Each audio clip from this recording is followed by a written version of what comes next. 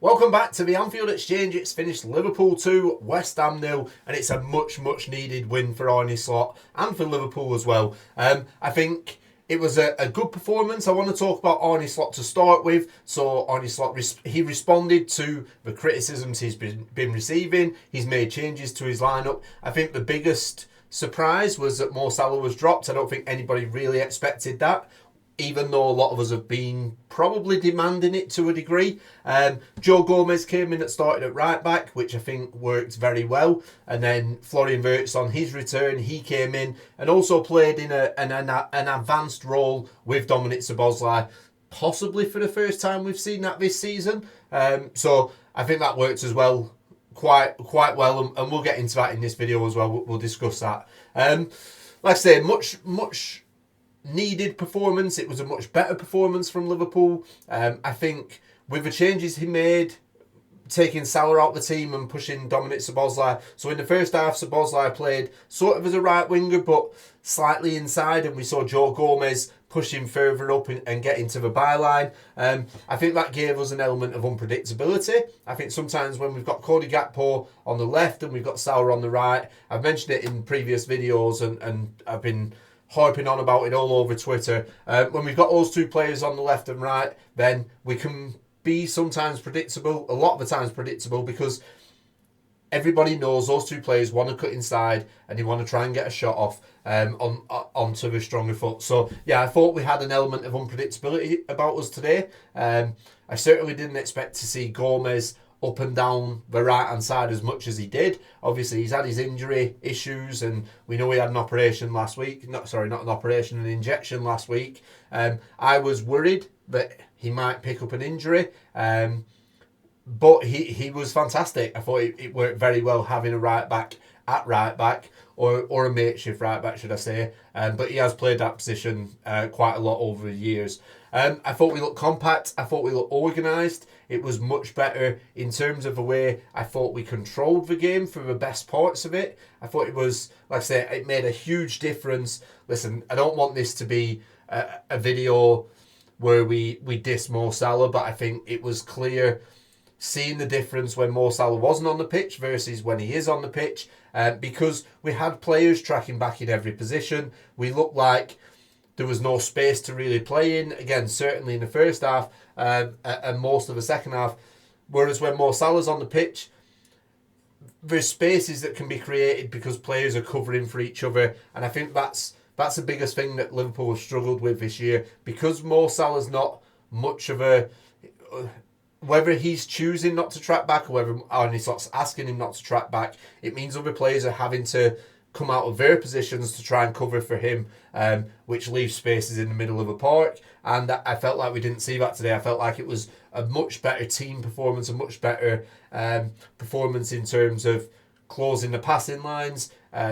Everybody was sticking to the positions. There was flexibility with the likes of Florian Wirtz and Dominic Szoboszlai sort of interchanging positions. Even Cody Gakpo as well. At one point we saw Cody Gakpo go centrally and Wirtz drift out onto the left. I thought it was Florian Wirtz's best performance for Liverpool so far. I thought he was absolutely brilliant.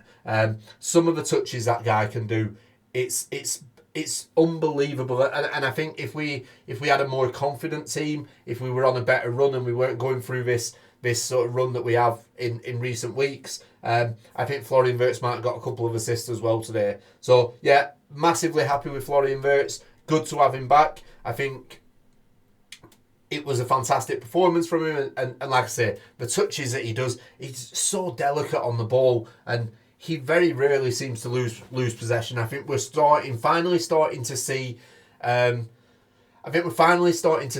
these new players are starting to bed in. I thought that was Wirtz's best performance. I thought Kirkes again was very, very good today. I thought he had a good performance midweek.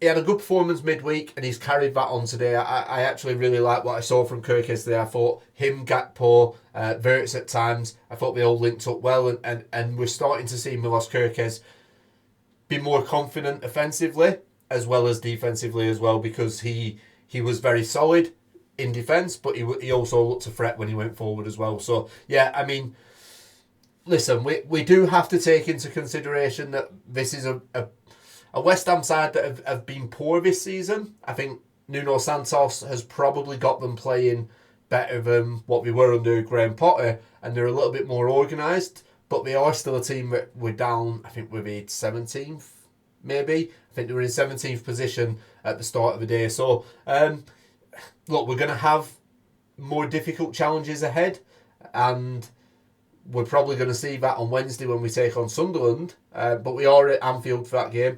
But yeah, I think we've done what we needed to do. It was steady. There were no big mistakes from the defenders. We kept the ball well. We won the ball back well. We did everything right that we should be doing. We got the basics right, and I think it's been such a long time since we've been able to say that as Liverpool fans, and I think that's what resulted in the upturn in performance and the result today. Alexander Isak as well, he got his first goal. I actually thought Isak was quite quiet. Still, to me, doesn't look like he's up to speed, but I felt like the changes that was made with Mo Salah coming out and Szoboszlai going on that right with Joe Gomez obviously overlapping, I actually thought that was set up to suit Isak more than what it normally is when Salah's playing, for example. I thought he's still got a little bit to go, but I think that goal that he scored will give him massive confidence. And just let's talk about that goal as well, because that's not an easy finish. That is real quality right there. And for as much as he's not up to speed with Liverpool yet and up to speed with the Premier League, that was a fantastic finish, and it's a sign of what's to come from Isak. I think he's had his doubters in the last few weeks. A lot of people are saying, why have we spent this money on him? Alexander Isak is going to be an unbelievable signing for Liverpool. He just needs to get up to speed. We forget that he missed a pre-season with Newcastle, and that he's had an injury, and he's been away on international duty. We forget all this. Alexander Isak is going to be a fantastic player for Liverpool.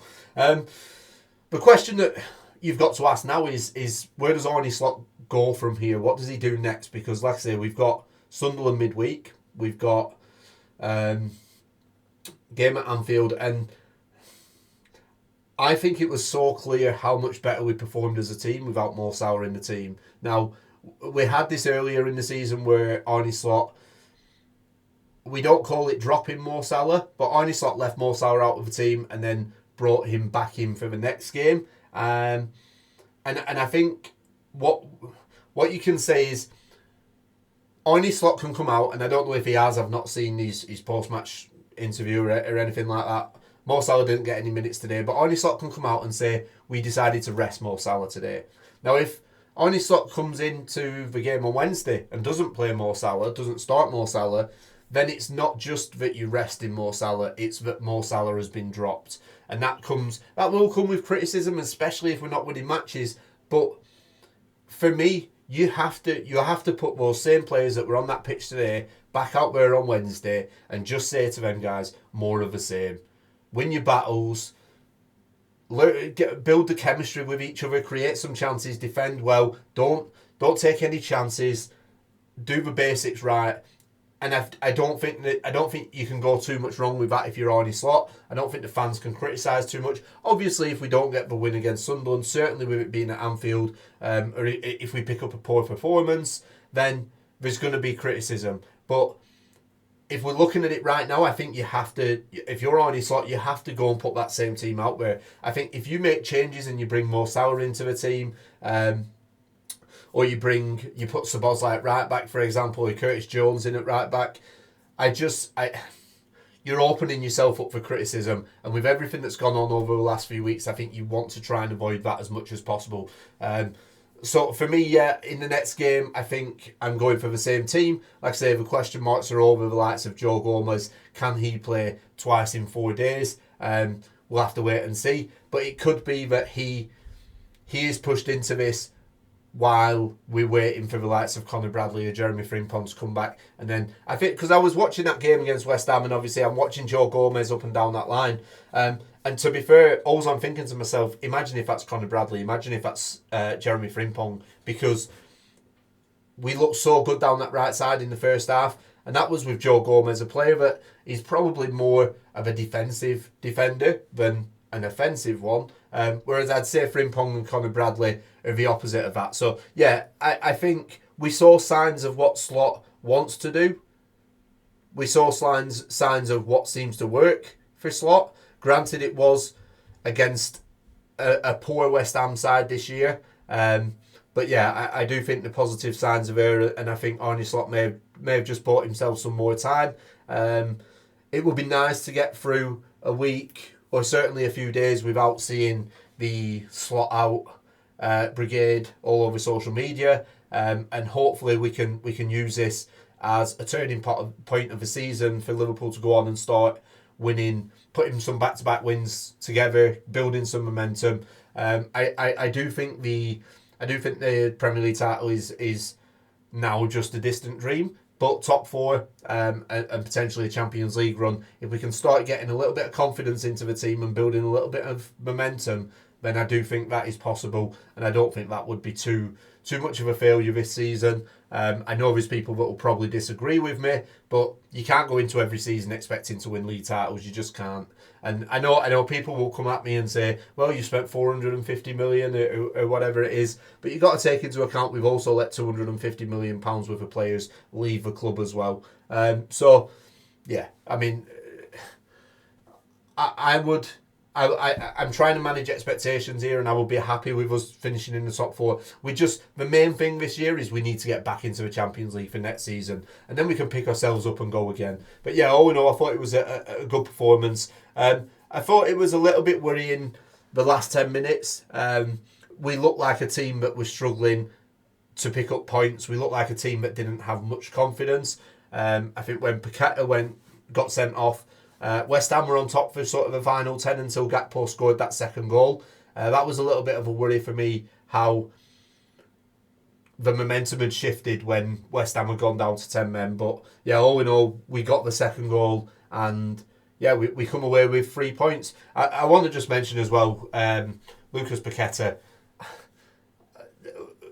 You can get some luck in football matches.